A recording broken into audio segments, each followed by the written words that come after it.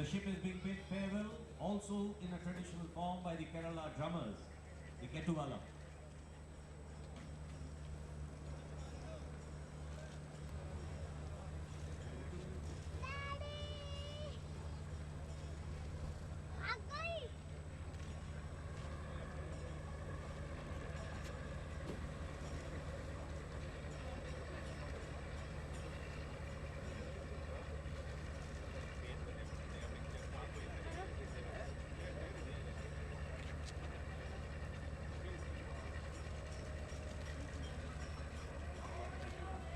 Ladies and gentlemen, the ship is now being bid adieu by officers and men on board the other Indian naval ships in harbour in a traditional farewell, which is by manning the ship, translates to victory to the Indian Navy.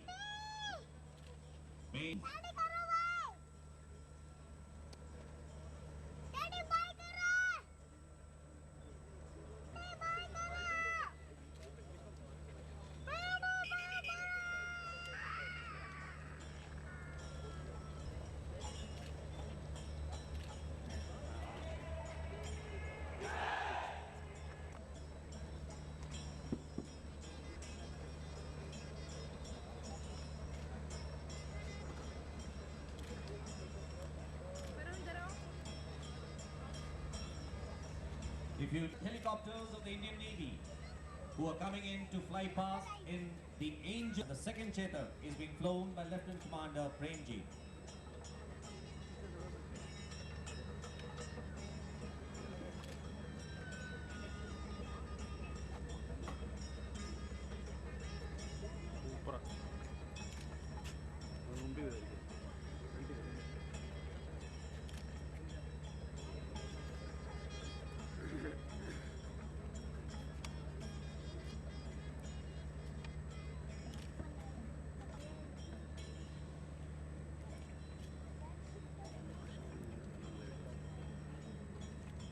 ഞങ്ങൾ പറഞ്ഞോളാം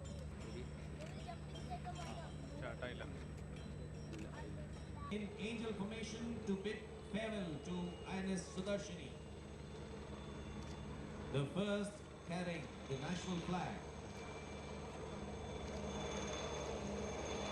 followed by the second with the naval ensign, being flown by Commander Vishnu and by Lieutenant Commander Premji.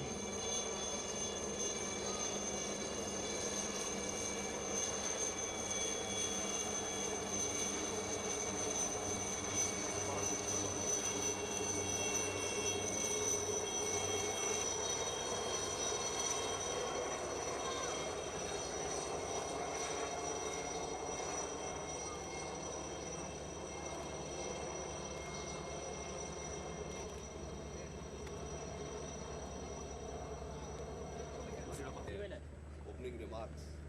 It's been a great honor to be here and be part of this historic ceremony to send off our sailing ship to retrace tracks that our ancestors had sailed to Southeast Asian countries, which impacted not only on our history and our cultural linkages, but on the destinies of the nations in the region as well.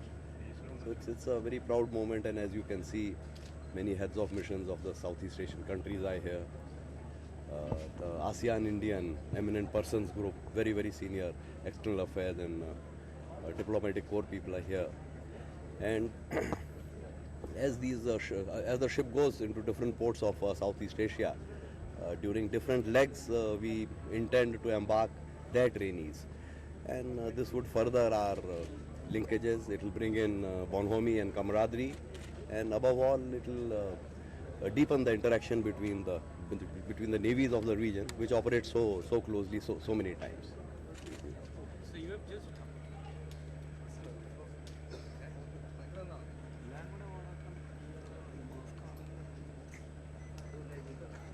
Staff to the Chairman, Chiefs of Staff Committee, Commander-in-Chief of the Andaman and Nicobar Command, and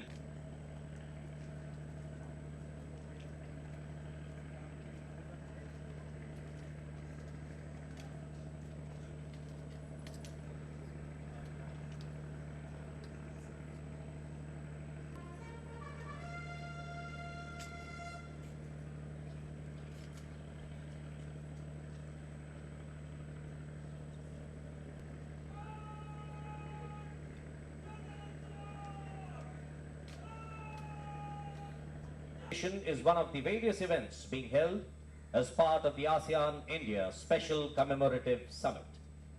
Sudarshini would be visiting 13 ports of 9 ASEAN countries, which include Indonesia, Brunei, Philippines, Vietnam, Cambodia, Thailand, Singapore, Malaysia. Sudarshini. I now request Vice Admiral Satish Soni, Ati Vishist Seva Medal, Nausena Medal, Flag Officer Commanding-in-Chief, Southern Naval Command, to kindly deliver the introductory address.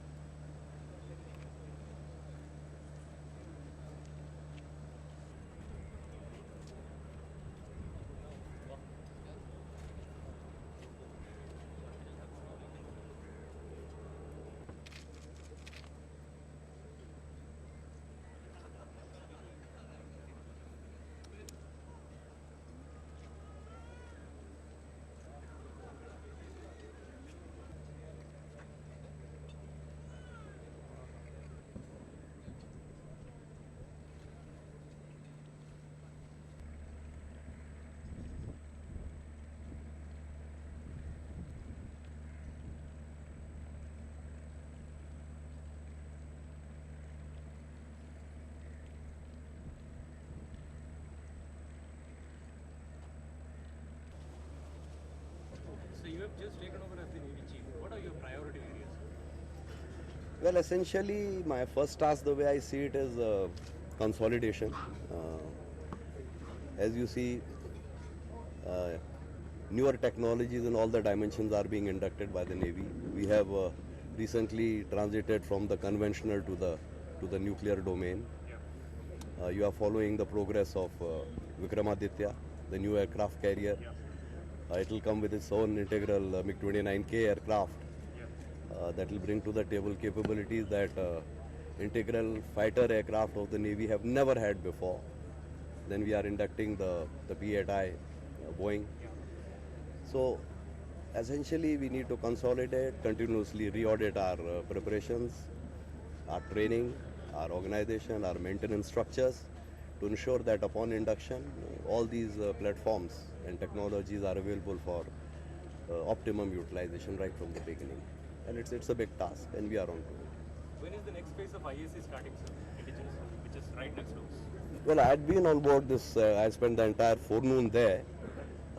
Next phase, you mean related to the IAC-1? Yeah. Yeah, it's a continuing process really. I mean, these phases and all are really to sort of segregate, if I may say so, contractual activities. So they are not really material. There were some delays, but CSL informs me that the delays are behind them now. Firm timelines are in sight, and like I told the CMD CSL that the nation is very anxiously awaiting the induction of IAC-1, and I'm certain that they will put their best efforts because after all not many countries in the world make their own aircraft carriers, and CSL is entirely cognizant of it and is working towards it. How many such we would have, sir? Well, there is a second one at this point in time, certainly on the thinking blocks. Beyond that, On the drawing board? yes. And sir, recently there was an incident of hacking in the Eastern Naval Command, which was reported in the media. So what what is it that the Navy has done Sir. about it? See, essentially what is happening is in the in the cyber domain, whilst all the policy guidelines are in place, at times I think mostly unwittingly, our personnel end up posting official stuff. You can't really call it classified or highly classified, which is essentially they take it home or onto their personal machines to facilitate their work outside workspaces. And at times, and there is certainly, so far there has been no evidence of its intentional transfer to anybody. But once it is in your machine which is not safeguarded, it can be accessed. So we take a very serious view of this cyber, information. And the last question.